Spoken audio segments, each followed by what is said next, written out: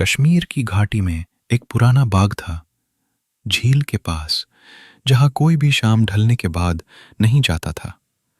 लोगों का मानना था कि वहां एक जिन्न रहता है जिसे इंसानी दुनिया से मोहब्बत हो गई थी। उस जिन्न का नाम था इज़्ज़ार। वो इंसानों को नुकसान नहीं पहुंचाता था, बल्कि दूर से उन्हें देखता, उनके सुख दुख को महसूस करता और बस खामोश रहता। एक दिन सारा, एक किताबों से प्यार करने वाली लड़की, झील के किनारे बैठकर अपनी डायरी में कुछ लिख रही थी। वो नई नई शहर में आई थी और बाकी लड़कियों की तरह अंधविश्वासों से डरती नहीं थी।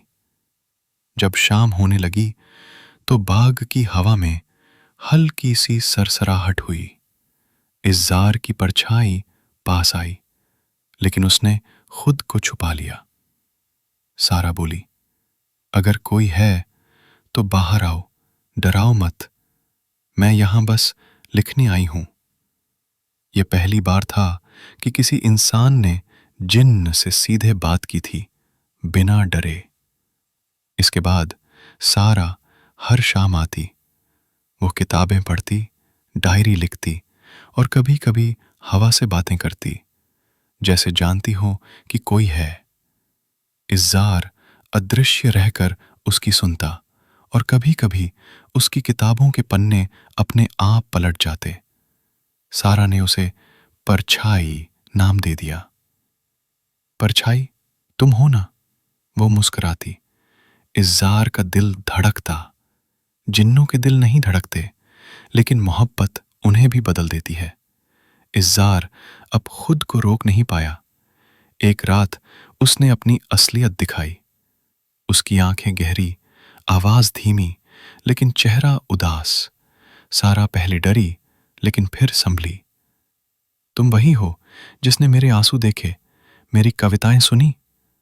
इज़्ज़ार ने सिर झुकाकर कहा, हां, मैं एक जिन्न हूं, लेकिन तुमसे इंसान से ज्यादा इश्क किया है मैंने। सारा की आंखों में आंसू थे। तुम मेरे सबसे अच्छे दोस्त थे, लेकिन हम साथ नहीं हो सकते। सारा ने उस शाम आखिरी बार डायरी बाग में रखी और कहा, मैं अब नहीं आऊंगी, लेकिन मेरी हर कविता तुम्हारे नाम होगी, परछाई। इज़्ज़ार ने वो डायरी उठा ली और फिर कभी किसी ने उसे नहीं देखा।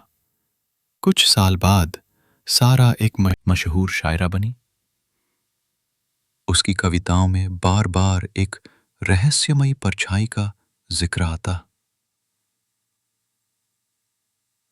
नैतिक शिक्षा, प्यार सच्चा हो तो रूह तक पहुंचता है, लेकिन हर मोहब्बत को मंजिल नहीं मिलती। कुछ रिश्ते सिर्फ एहसास बनकर अमर हो जाते हैं।